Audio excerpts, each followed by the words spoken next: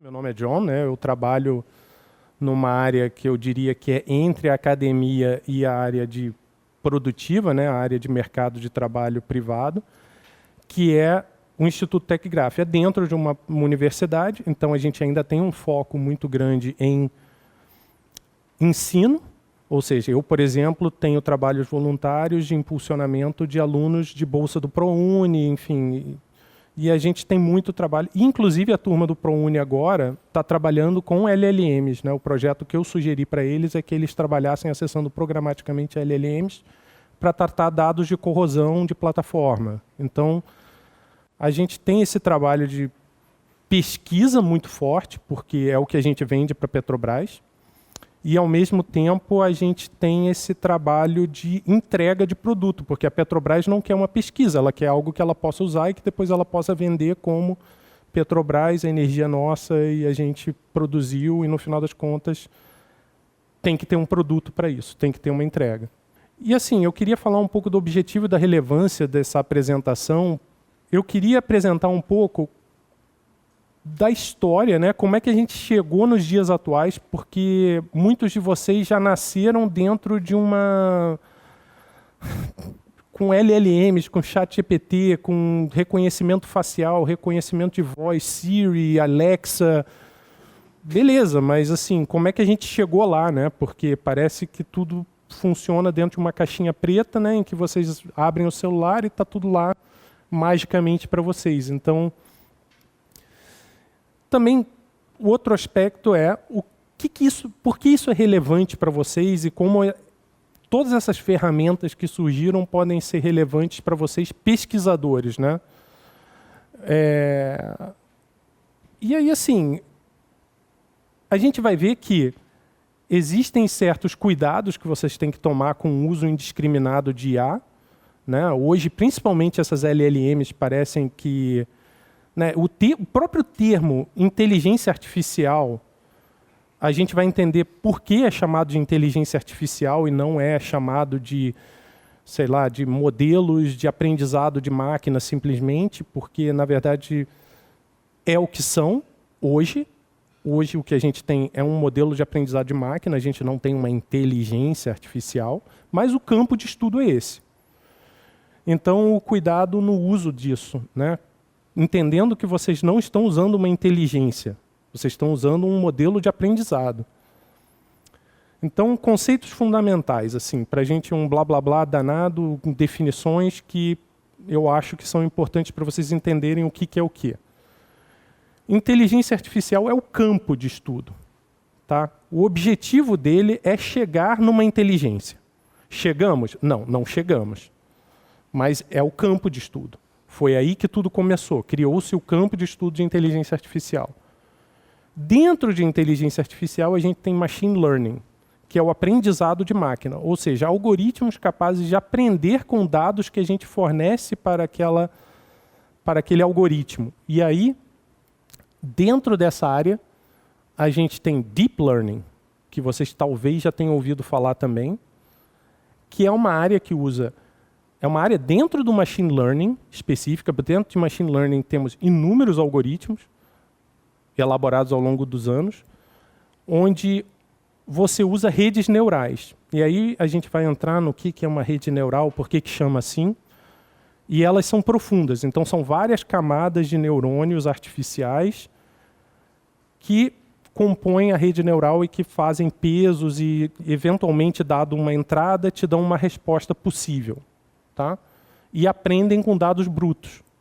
Dentro de Deep Learning, a gente tem as LLMs, que vocês provavelmente conhecem como hoje as principais são o ChatGPT, Llama, da Meta, né? O Claude, Gemini, provavelmente o DeepSeek. Hoje, Gemini até abriu, né? Há pouco tempo, ela é gratuita agora, né? Para quem quiser, basta ter uma conta do Google e vocês usam pelo chat web. Enfim... São modelos de linguagem de grande escala. Então, eles são treinados em texto e servem para processar texto. Beleza. Quando tudo começou? Pós-Segunda Guerra, após todas as tentativas dos militares de entender códigos, criptografia, muita coisa se estudou dentro da área de computação, então o ambiente que saiu da Segunda Guerra era muito fértil para você criar novas tecnologias dentro da computação. A gente conhece bem Alan Turing, todo mundo provavelmente viu o Jogo da Imitação. Ele foi um cara que usou um algoritmo feito por poloneses, que ninguém fala, né? Isso é muito bom na área acadêmica, né? Ninguém fala que...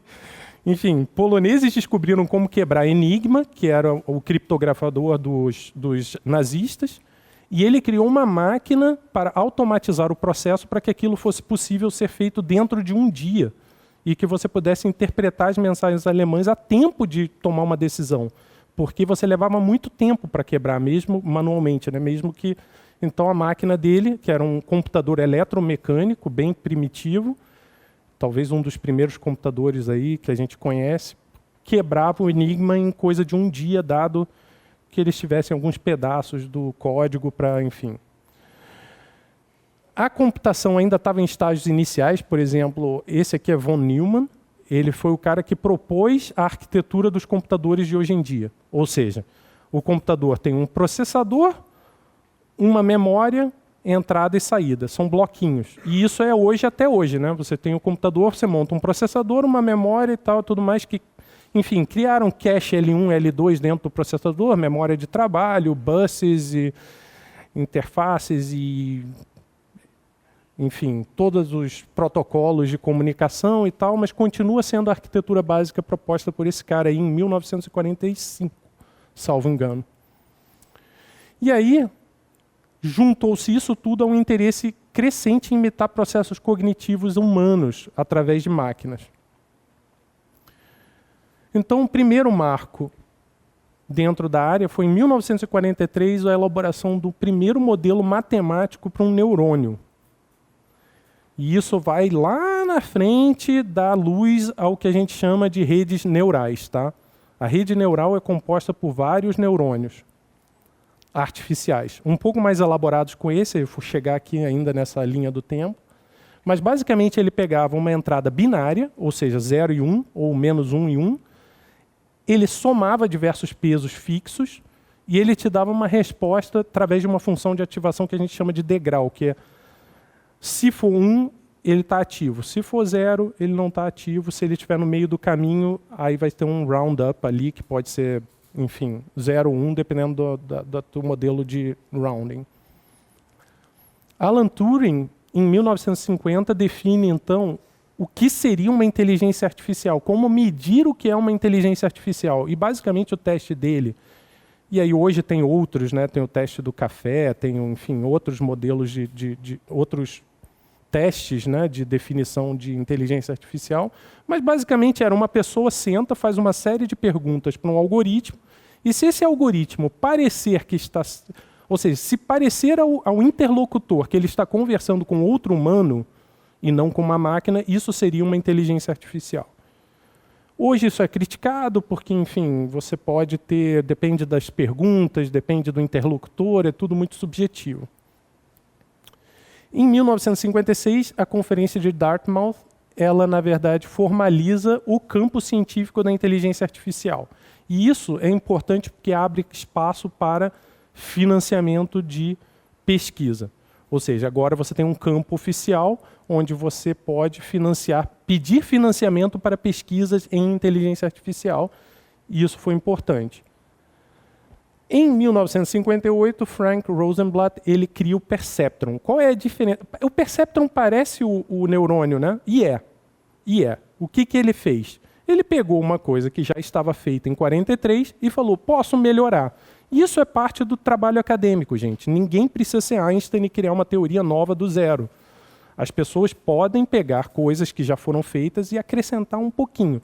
O que ele fez? Ele fez que as entradas agora podem ser contínuas, e a saída ela pode ser realimentada para treinar e fazer com que os pesos sejam modificados, ou seja, os diversos pesos W1, W2, W3 que geram a saída, eles podem ser modificados para que a saída esteja correta. Então você pode retroalimentar esse perceptron até que você tenha uma saída desejada. Então, foi o primeiro algoritmo capaz de aprender com exemplos. E aí, assim, de forma supervisionada, o que a gente chama de forma supervisionada? É que alguém treinou a saída, anotou, e aí você realimenta com um dado treinado por um humano. Então, isso a gente chama de supervisionado. O que seria o não supervisionado? Você entra os dados e a máquina aprende as características daqueles dados sozinha. Isso seria não supervisionado. Então, quais foram os impactos desses inícios aí, desses primeiros modelos aí, né? Então, um modelo matemático no neurônio, como eu disse, ele permitiu o avanço futuro de redes neurais mais complexas, que é o que a gente usa hoje em grande maioria para LLMs e Deep Learning, que compõem talvez hoje 90% das pesquisas em IA. O teste de Turing forneceu uma base filosófica e prática para a definição da inteligência artificial. Então, com isso, a gente definia mais ou menos onde a gente queria chegar. Ele dava uma certa meta. Por mais que seja grosseira, você tinha uma ideia de se você estava indo bem ou não no teu modelo para a inteligência artificial. A conferência de Dartmouth gerou o campo de IA, que foi importante para se conseguir incentivos financeiros para a pesquisa. O Perceptron definiu hoje o neurônio moderno. E, não só isso, em 52, Arthur Samuel ele criou o primeiro jogo de damas capaz de aprender. Ou seja, enquanto você jogava, se ele perdia, ele aprendia por que ele perdeu. Ele aprendia o que o jogador fez para ganhar. E isso foi um marco grande em 52.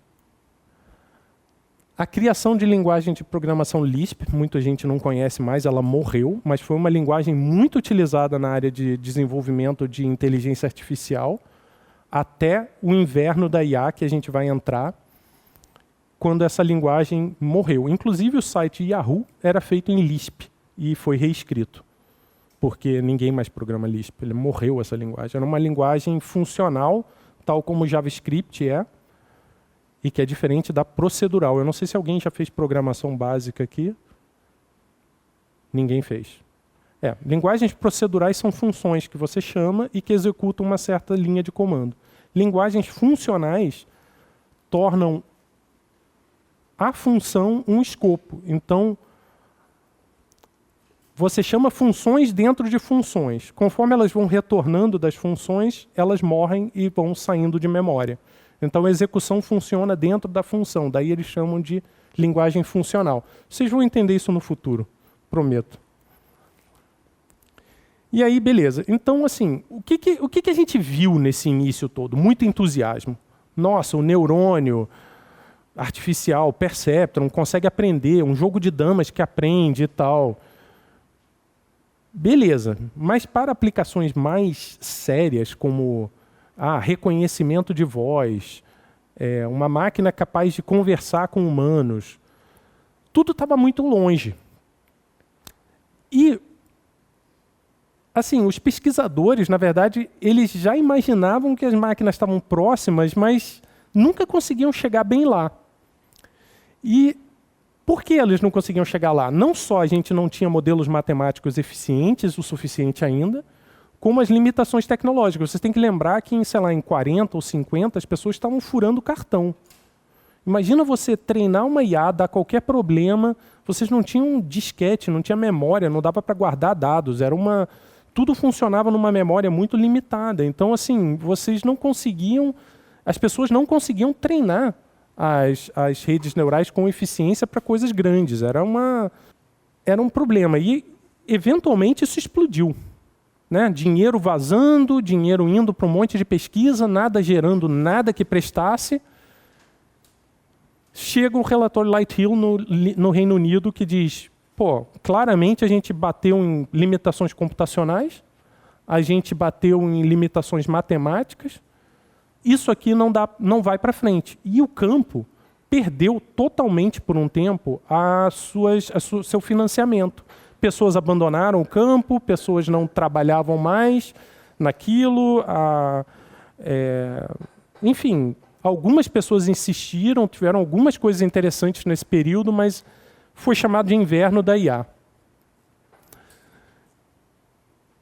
E com ela também o declínio da linguagem Lisp e, enfim, esse foi um impacto menor. Assim, a linguagem Lisp, perdemos muito do que tinha sido feito antes em computação, mas coisas novas, melhores surgiram e a gente vai falar disso.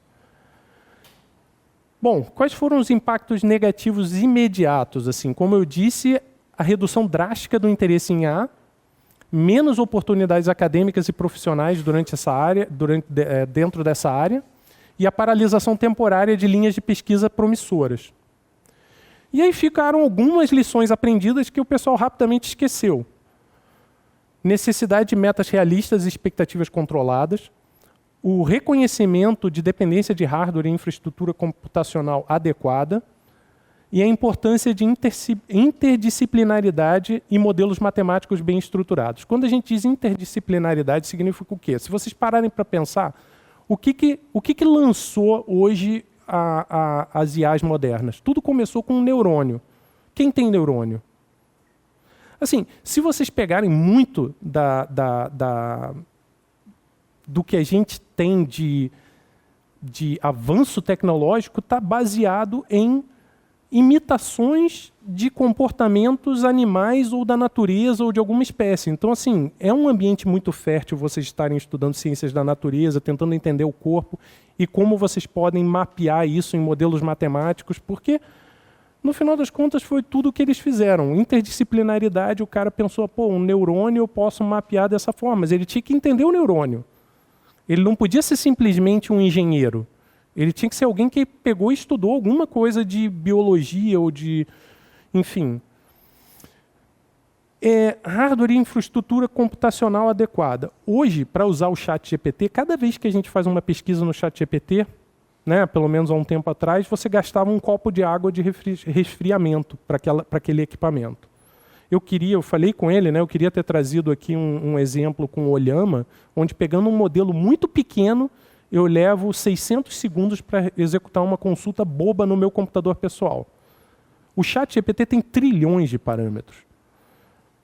Cara, ele não roda num computador pessoal, ele roda numa máquina possante que precisa de um resfriamento possante e que gasta muita energia para treinar e para utilizar. Então, assim, será que toda essa infraestrutura e hardware que a gente tem hoje justifica o que a gente está usando? Será que a gente não deveria pensar 2 vezes antes de fazer uma consultinha no ChatGPT para uma bobeira?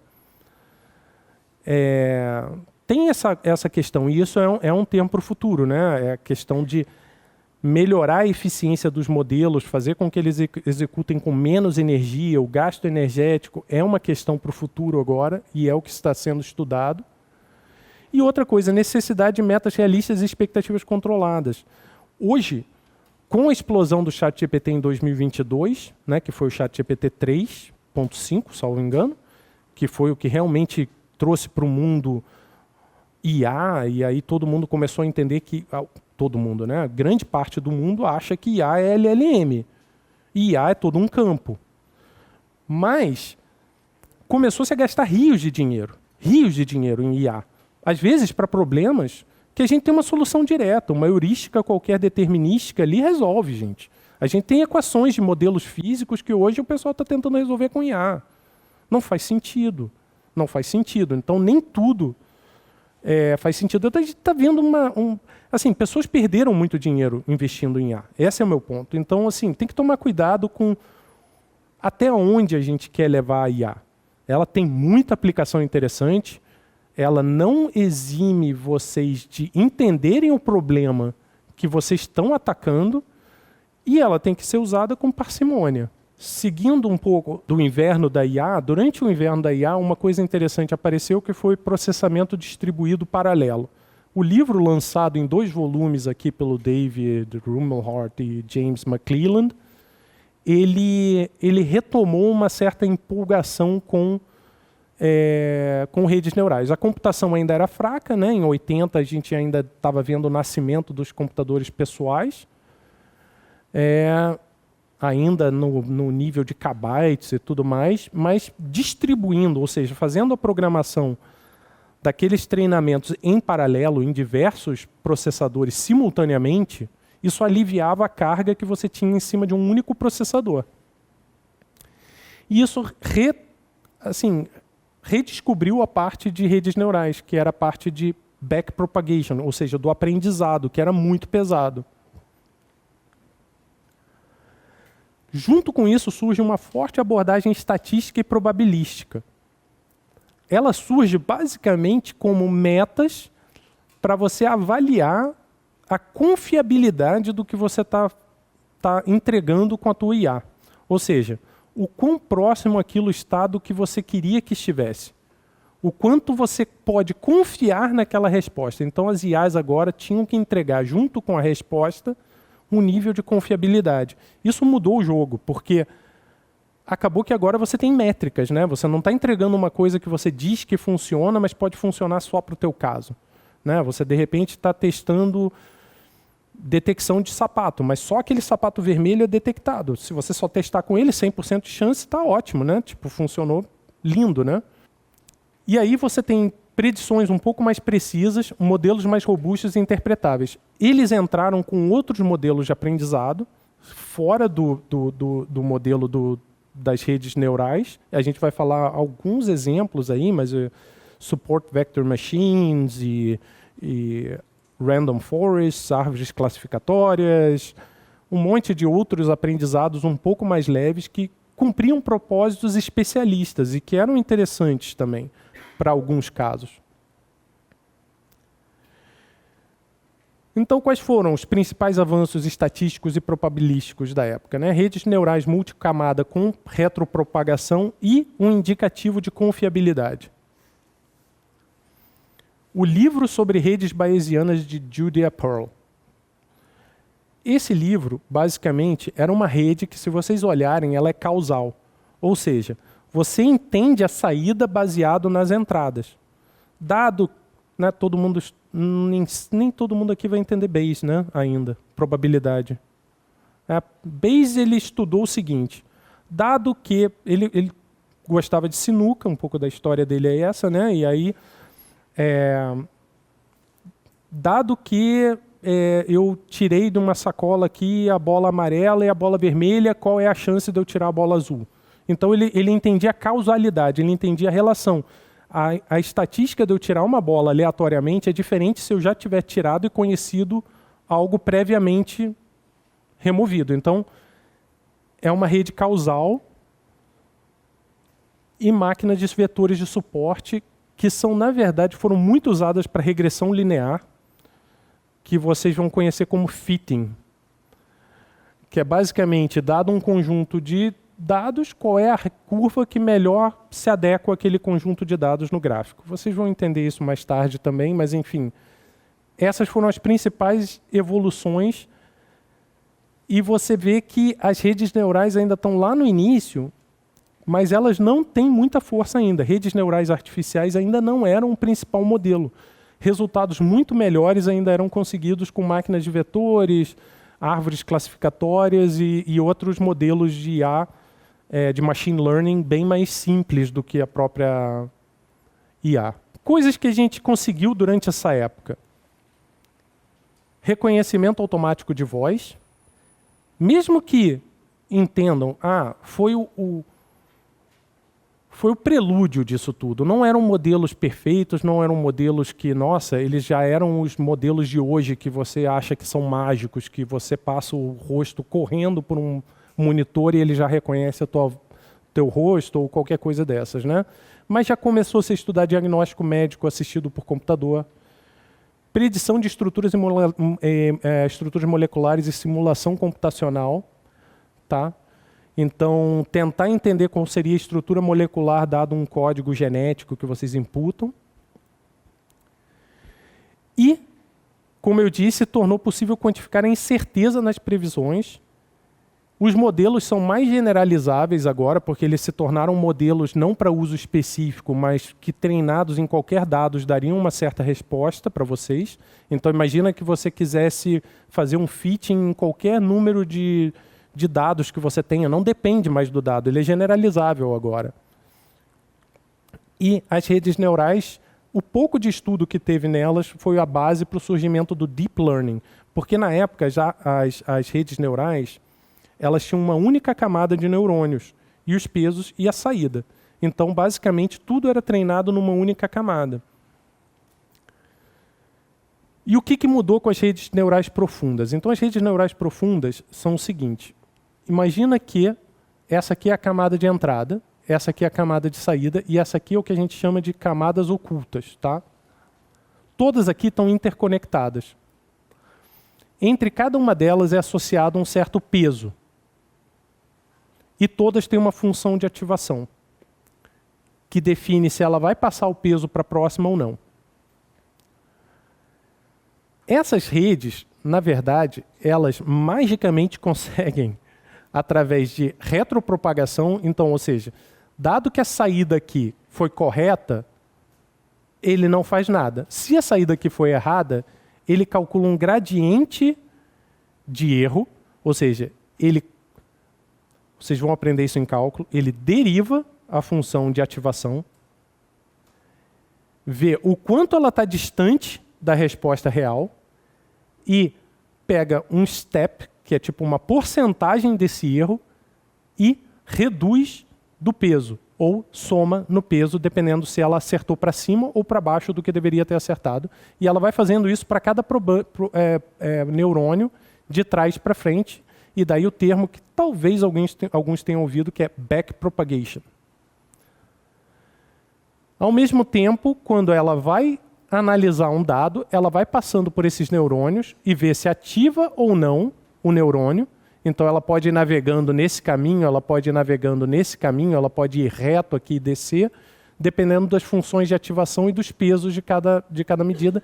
E isso se chama feed forward. Então, provavelmente, quem conheceu redes neurais profundas conhece os termos feed forward, backpropagation. Tá? Backpropagation é durante o treino, feed forward é durante a inferência. Tá?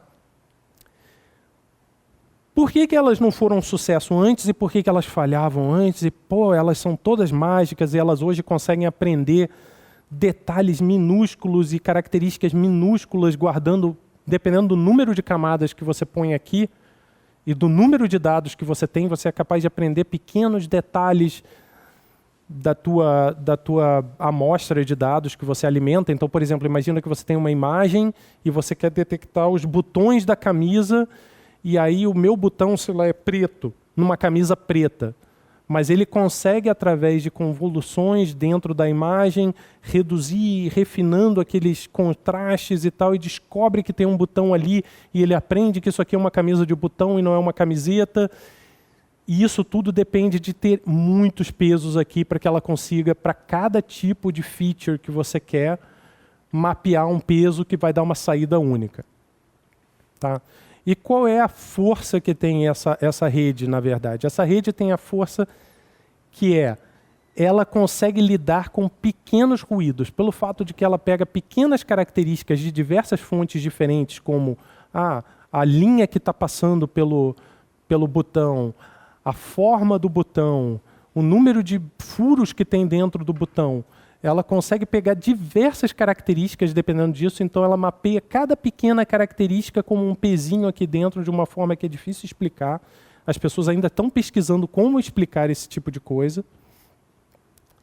E consegue te dar uma saída satisfatória aprendendo a partir dessas pequenas características do dado de entrada. Tá? E isso só foi possível porque, como essas redes exigem inúmeros dados, elas são pesadas porque cada vez que você passa por um neurônio, você tem que derivar a função de ativação, calcular baseado no peso, fazer uma conta de step, dependendo do erro, somar para cada um deles. Então imagina agora que a gente tem uma rede neural profunda como é a do ChatGPT. Eles não falam mais, mas talvez tenha milhões de camadas aqui para uma linha. E ele tem que fazer isso para milhões de camadas transversais, dependendo do número de parâmetros de entrada que ele tem. Isso é pesado computacionalmente pra caramba. Não é à toa que você precisa de servidores pesados, com placas gráficas de última geração, com núcleos neurais especializados para fazer esse tipo de conta, e otimizadores. Então, é todo um trabalho hoje que se tem pronto para vocês em certas linguagens. Né? Dentro do Python, você tem no PyTorch, eu não sei exatamente o nome do otimizador, mas dentro do TensorFlow é o Adam. E eles são especializados em resolver e reduzir os problemas de backpropagation, especificamente para que isso seja simples de treinar.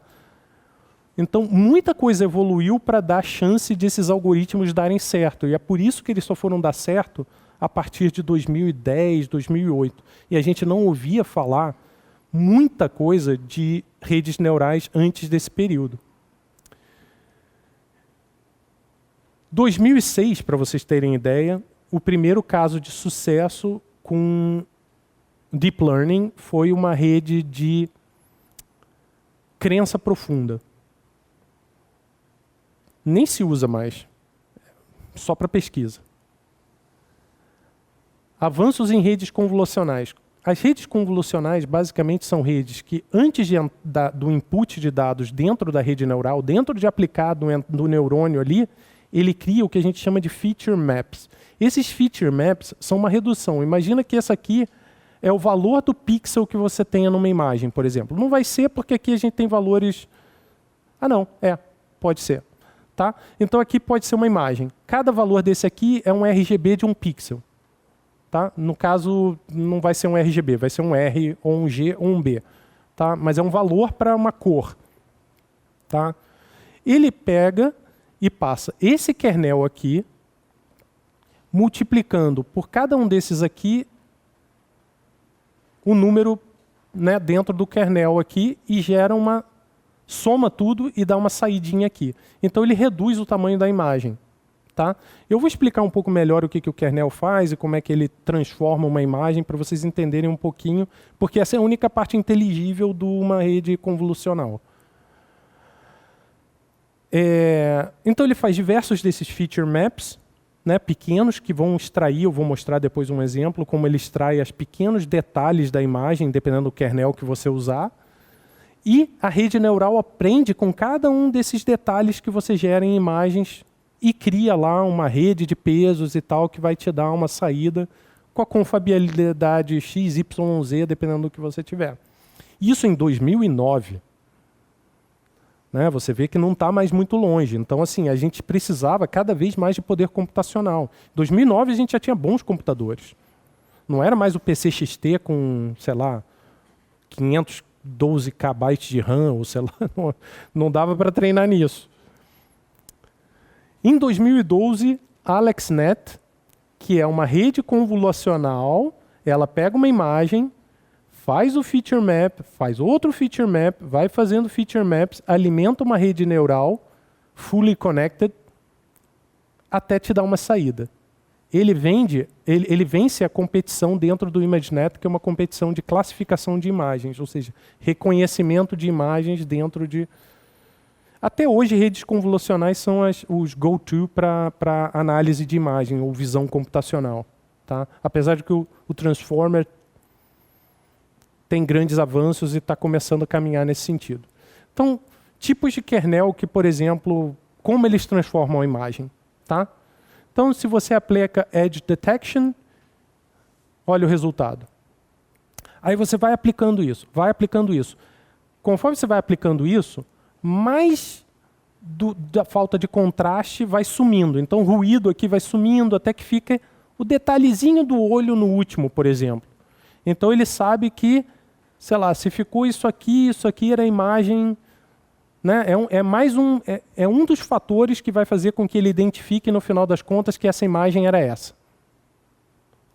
Era sei lá, eu nem sei o que é isso aqui, parece uma capivara, eu não sei bem o que é.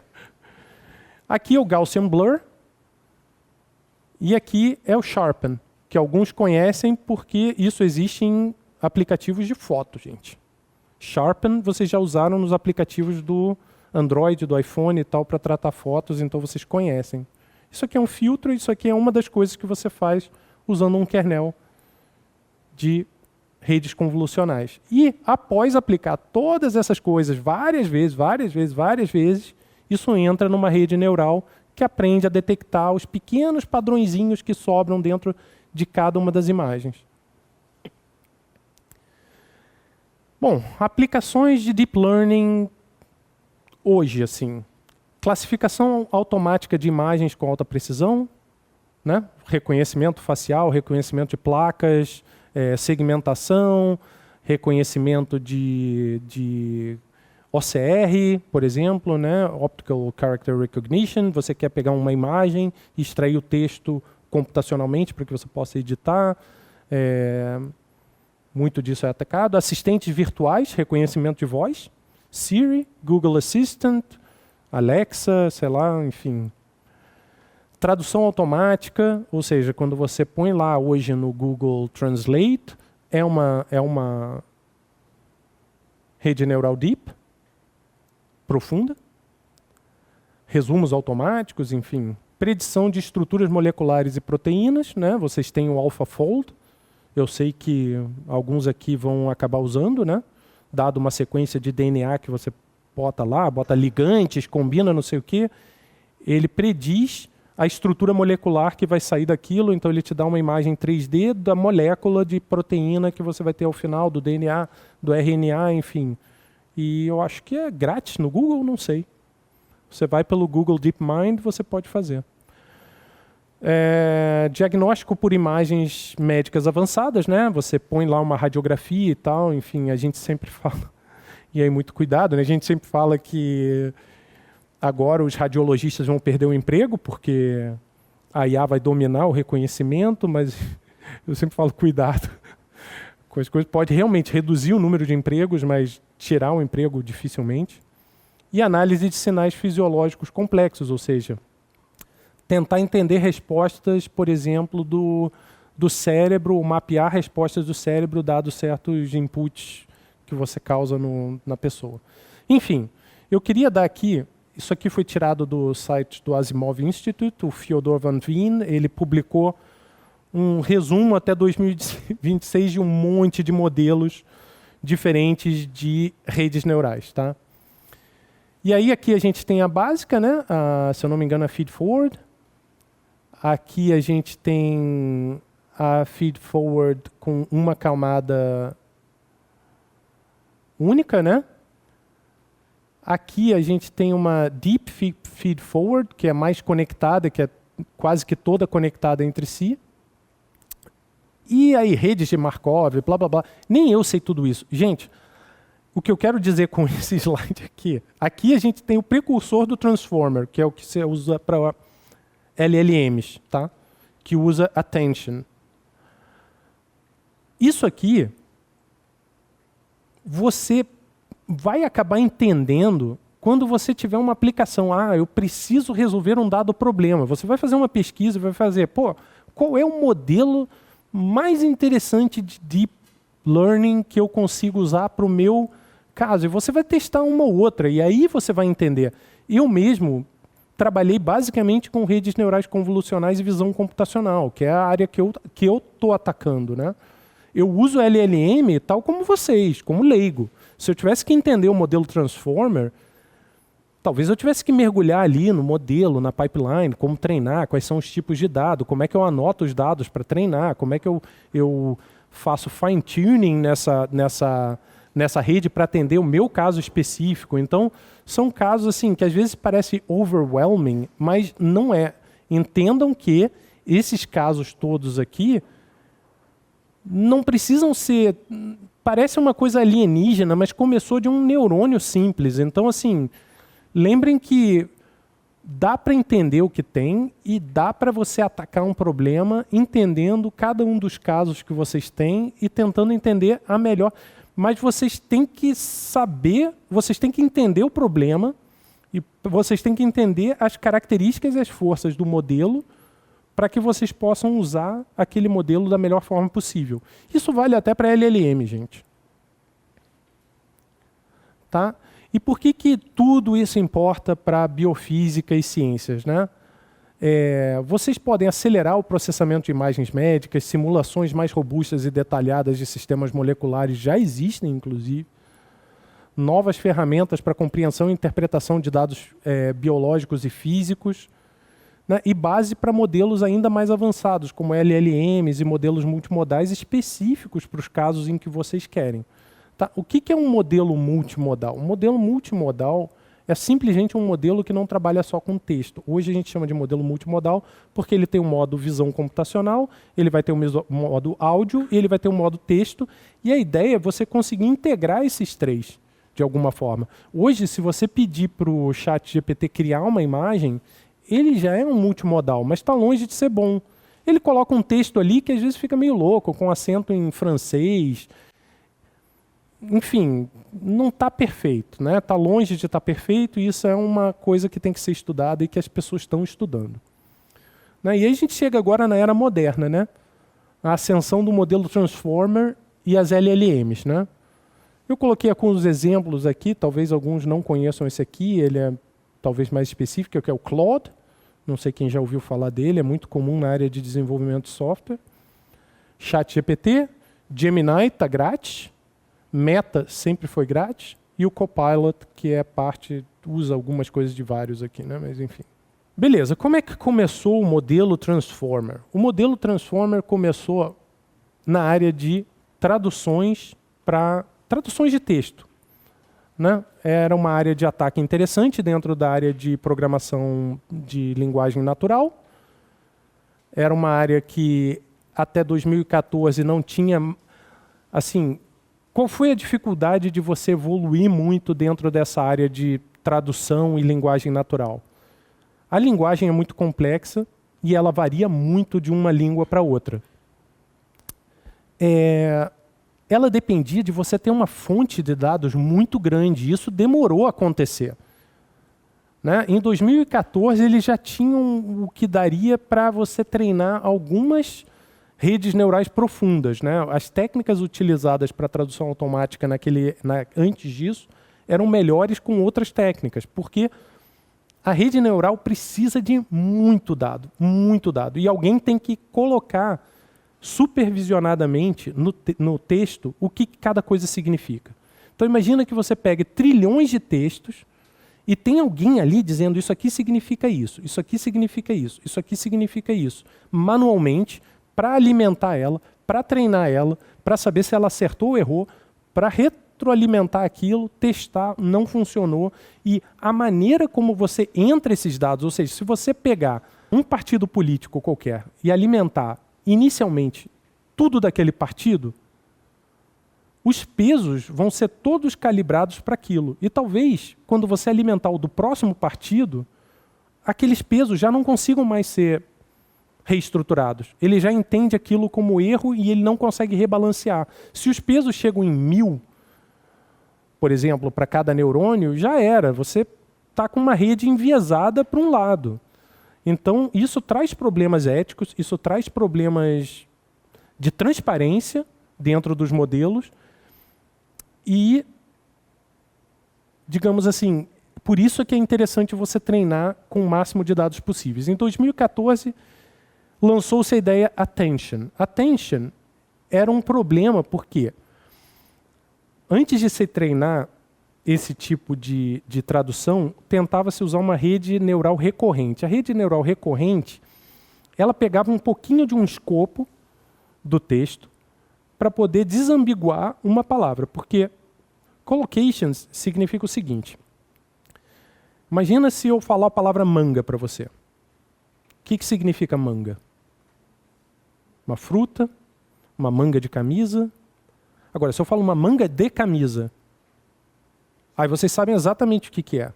Então, uma collocation de camisa é uma collocation com manga.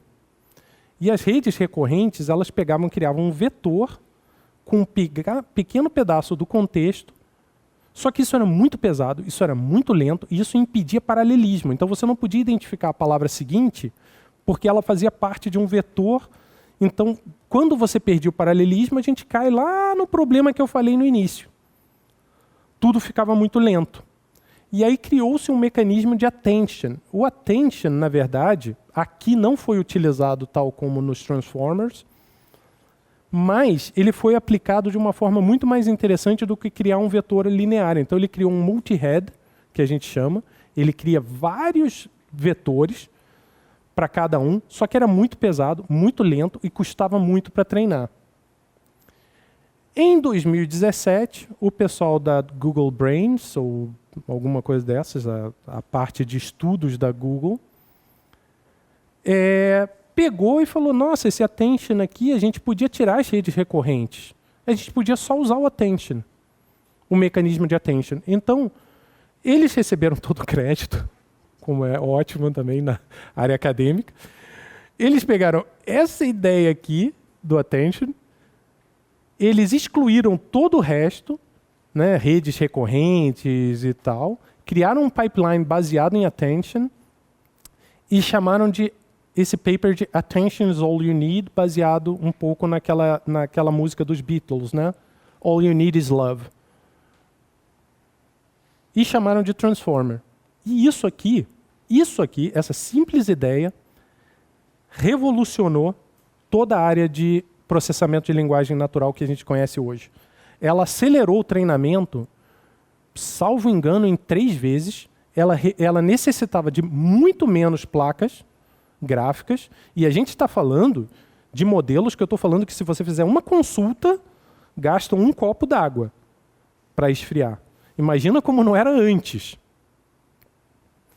No entanto, eles usaram para traduções, mas eles testaram gerando um artigo para a Wikipedia sobre Transformers, o filme, ou o quadrinho, ou enfim, a personagem. E eles fizeram também um teste em parseamento da língua inglesa, ou seja, parsear baseado em notações de dicionário. E funcionou para ambos os casos muito bem. Ele ganhou de todos os modelos que existiam? Não, ele não ganhou. Dentro do próprio artigo, vocês podem ver modelos que vão melhor do que ele em algumas tarefas não supervisionadas.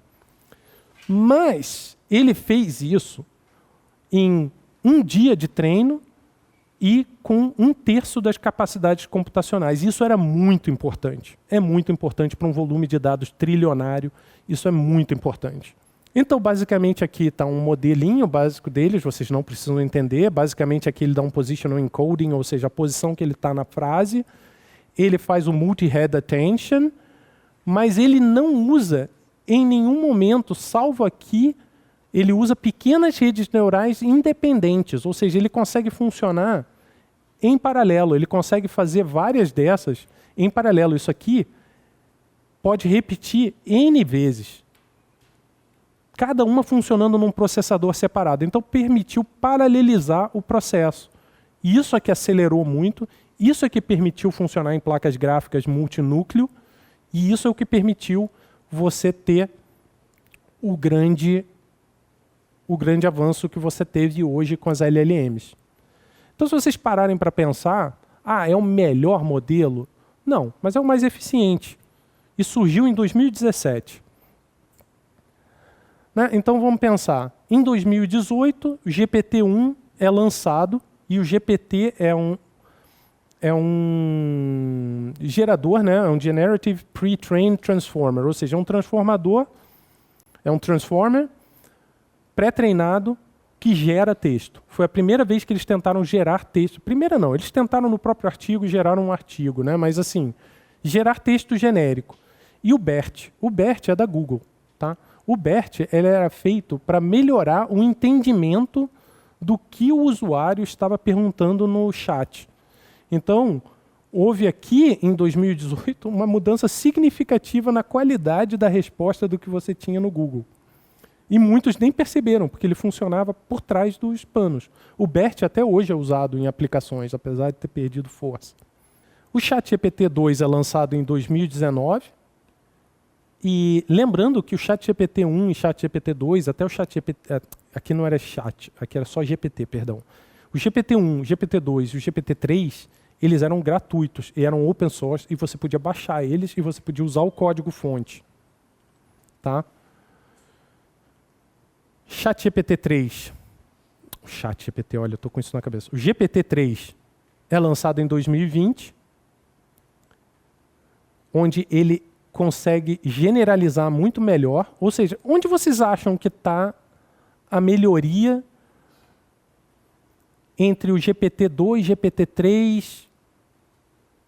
Onde vocês acham que... Qual a área que eles atacaram para melhorar essa saída? Né? Por que ele melhorou? Por que ele generalizou mais? Por que ele produz melhor texto? Eles foram refinando o dataset de entrada. Como eles treinavam, a ordem em que eles treinavam os dados.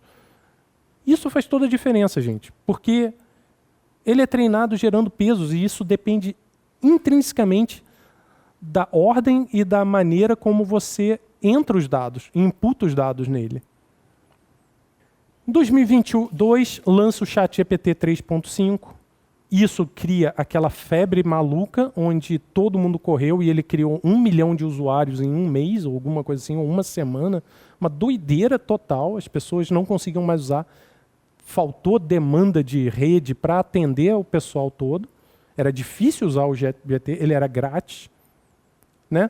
O ChatGPT 4 entrou já cobrando dinheiro, e aí você teria direito ao modelo mais atualizado do GPT-4, e surgem diversos outros, pouco depois. Claude, Gemini, na época o Bard, que ninguém lembra, porque eles tiveram que trocar, porque o Bard virou motivo de piada, né? Era muito ruim, e acabou virando Gemini. E Gemini hoje é o topo, né, da lista de categorização do Elo. E daqui para frente a gente tem essa revolução com algumas implicações que a gente vai debater ao final, eu espero que vocês participem. Né? Enfim, quais são os desafios a serem superados dentro dessa área? Né? Éticos, né? Impedir que essas redes sejam enviesadas, como eu disse, elas dependem do treinamento que você dá para elas, o que você alimenta para elas, quem está alimentando elas, com que motivo. Então, transparência, gente. Quem sabe, né? Tem gente que pergunta coisas para o ChatGPT, como, por exemplo, o que você acha disso? Né? Ou, qual a sua opinião sobre o político X? Perigoso, né? Perigoso fazer essa pergunta para uma rede neural que você não sabe quem treinou. Ou com que ela foi treinada. Então... falta transparência, existe um enviesamento. Tá? Problemas técnicos, a gente comentou, custos computacionais e acessibilidade. Hoje ainda é um problema a acessibilidade, mas isso está sendo atacado. Custos computacionais pesadíssimos. A gente viu agora o DeepSeek atacando um pouco melhor a parte de treinamento por reforço, que melhora a situação em relação ao treino supervisionado, mas depende de um treino supervisionado já realizado. Então, ela pega um treino supervisionado e melhora aquele treino usando reforço.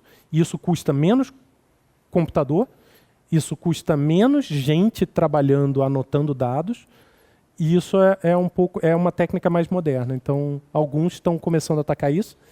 Existe, como eu disse, a necessidade de melhoria nos modelos multimodais, né? Integração de texto, imagem e áudio ainda é um pouco deficiente. E aí aqui a gente fala da aprendizagem por reforço aplicada à ciência. Né? Por exemplo, o AlphaFold e biofísica, né? Ainda é uma área que assim, os sistemas, essas LLMs são muito genéricas ainda. Então elas são muito boas com linguagem, mas elas não têm capacidade de inferência matemática formal muito forte. Então, se você colar lá uma inferência lógica qualquer para ele, talvez ele se embanane. Há pouco tempo atrás, o ChatGPT 3.5 errava conta de matemática simples. Então, é um exemplo de que ela é muito generalista e às vezes você quer uma coisa um pouco mais específica. E aí a gente entra na parte de reflexão crítica. Eu vou lançar algumas coisas aqui. Tá? Conteúdo versus conhecimento é muito importante. Tá? Entender que as LLMs elas são excelentes em produzir conteúdo coerente, estruturado e convincente, o que também é um perigo, gente. Porque ela vai mentir para você com muita coerência. Elas não compreendem profundamente o que geram. Falta semântica e compreensão causal genuína. Ou seja, ela não sabe, ela não é uma inteligência. Como eu falei lá no início, inteligência não chegamos lá. Ela é um repetidor, ela é um imitador. Ela aprende com dados com os quais ela foi treinada, e ela é capaz de produzir conteúdo muito coerente e estruturado. Talvez melhor do que muitos humanos. Gente, ela escreve melhor do que eu. Eu não tenho como negar. Mas, porque ela sabe como as palavras se relacionam muito bem. Ela aprendeu isso. Mas ela não sabe o que ela está escrevendo para vocês. Então, pedir uma opinião para ela é a pior coisa que você faz. Ela não sabe o que ela está te falando. Ela tem uma probabilidade da próxima palavra mais possível ser X. Ela não tem semântica, ela não sabe... Não tem o menor entendimento do que está chegando na sua tela. É simplesmente um método estatístico que soma um monte de pesos e te dá uma resposta ao final que pode ser ou não verdade. Tá? Então, o que o conhecimento requer? Compreensão, interpretação crítica e validação empírica. Contextualização ética, social e científica. Capacidade humana única de reflexão crítica e criatividade real. Ou seja, vocês não podem pedir para ela fazer o TCC de vocês. Não podem pedir para ela escrever uma tese de doutorado com uma novidade única. Ela não vai fazer.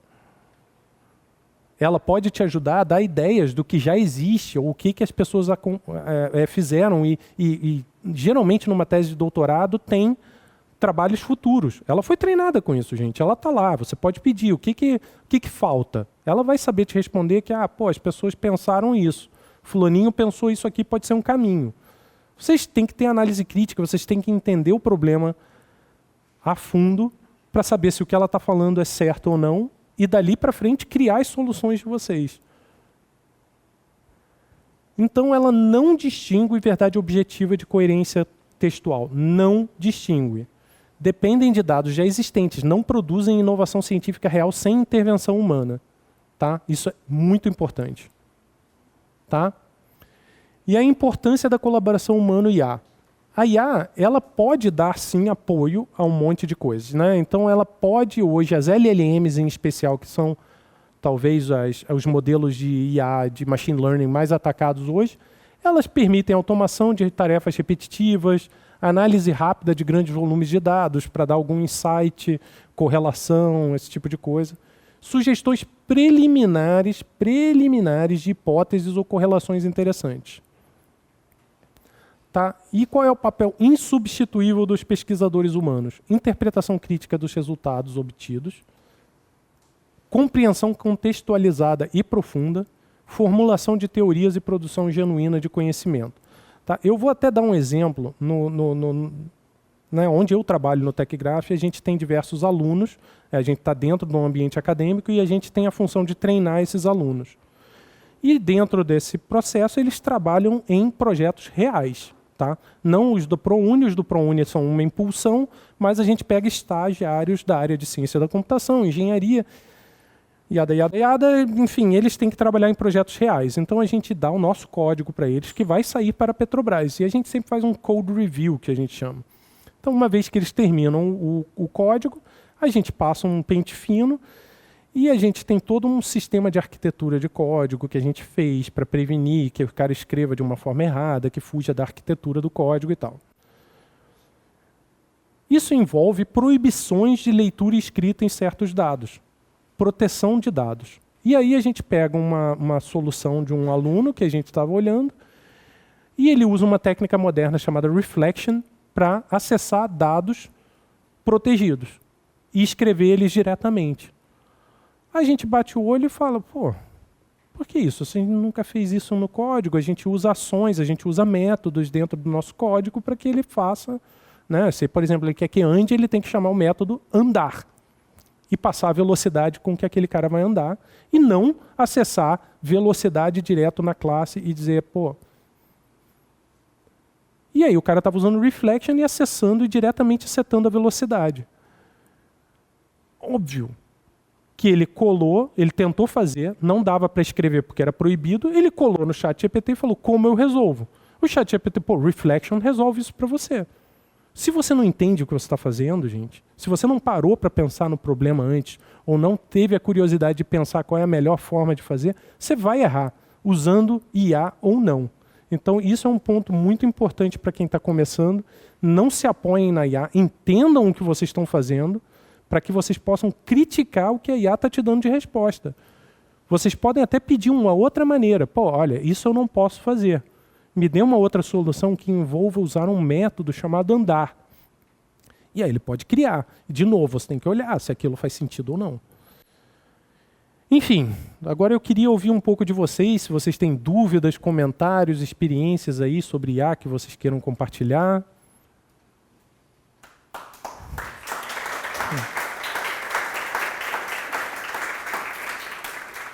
Obrigado, pessoal.